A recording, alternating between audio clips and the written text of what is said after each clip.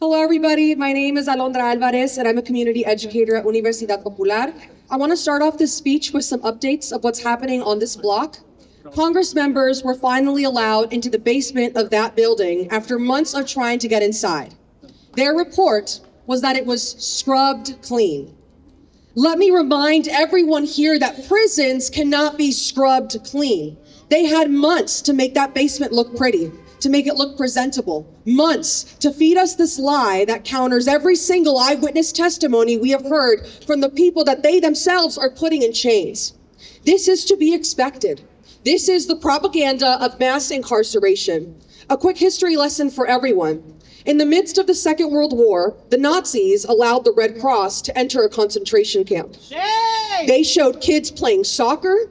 They showed people swimming in pools with full bellies and smiles on their faces. This propaganda spread lies that the concentration camps were kind, that the prisons were pretty. Americans did it with Japanese internment camps. Zionist propaganda shows us Palestinian children laughing, that it couldn't possibly be a genocidal occupation, that we know it is because the children are smiling in those photos. The beautification of imprisoning immigrants, what we just saw them do in this courthouse, is not new. It is what the oppressor does to justify systems of cruelty. Shame. Shame. Also, another update is that detentions have slowed down in the courthouse. They're now taking place behind locked doors at USCIS down the street.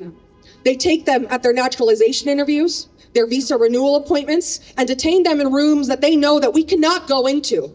We have no way of knowing who is in that basement except when we see loved ones approach those doors of that building looking for family. Shame. Shame. I've been working at Universidad Popular for about 4 months now, and throughout my time working with this amazing team, my main focus has been assisting families that have been impacted by ICE raids. The pain of these families is real, and I want to take some time to ground us and humanize the people that have become statistics and make up really sad news stories that we watch. Misty had mentioned and Michelle had mentioned that Encinitas is being hit really hard right now, and there's one family in particular that we've been with for a couple of months now. Over the span of 2 months, ICE has abducted every single male member of the family. That's 10 men. They've waited outside their homes, waited for fathers to kiss his wife goodbye and abduct him as he leaves for work, followed brothers to their work sites towns away to throw them on the ground and detain them in broad daylight, followed an uncle yesterday into a Panda Express when he went to get lunch. This is maliciously insidious. To spy on a family and stalk them like prey, to know exactly how many kids are in those homes, and to deliberately take every single man, one, sometimes two at a time, to leave women alone with children. I can't tell you how many homes I walked into, and the people I see are the same.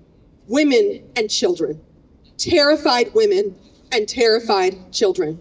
Terrified but resilient women that want to fight to stay in this country, and terrified kids who can tell you exactly how their fathers were slammed to the ground and thrown in the back of unmarked cars. Asshole! That's right. I haven't seen this kind of targeted enforcement before. But they do this to break the mother down. They do this to make her feel so alone and so helpless she has no choice but to self-deport. And I can't express the heaviness and the trauma this woman has gone through hearing her say, they've taken every single man away from me. The expressions of the faces of children who witness such brutality, helping the mothers pack away her family belongings into a storage unit with the hope that the men in her life will one day come back. This is heartbreaking stuff, and it is every single day. This past week, when 2 men were abducted, a racist neighbor went to Facebook to post about how proud she was of ICE. In her post, she calls the families bad people for having large quantities of people living in one home, that she would see babies walking around with no shoes and huge pots cooking on the living room floor. This lady represents so much of the hatred that sows in this country. To read such hateful things about a family that I know, this woman has never had the privilege of meeting. The pots on the floor she talks about, it's when the families would make tamales for their neighbors. But of course, she goes on to call herself a Christian. I wonder if she knows that the woman who lost every single man in her life to this terrorizing Gestapo prays to the same God every night. Community patrols have been there. They've chased ICE out of the neighborhoods and have taken the children out for ice cream to distract them, to let the mothers cry in their homes.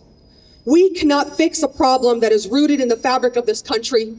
We cannot eradicate systems of cruelty like over-policing and mass incarceration overnight, but we can heal the communities affected by it. We can train to become as militant in our love for one another as those pigs are in breaking families apart. That is what they fear. They fear resilience and determination. And that's what I see in everyone that's here today, and what I see in everyone that continues to show up every Thursday. With that, I invite you all to become trained to participate in community patrols. Universidad Popular and Alianza Comunitaria will be hosting one in a few weeks, and I've got a QR code up here if you want to scan it and ask me more questions about it. I'll give you all the details later, but I just want to leave you with, it's so important to continue showing up here. It's so important to continue to have that fight inside of us, because that is what they want us to lose, and I applaud everyone that's here, and I'll see you next Thursday. Thanks.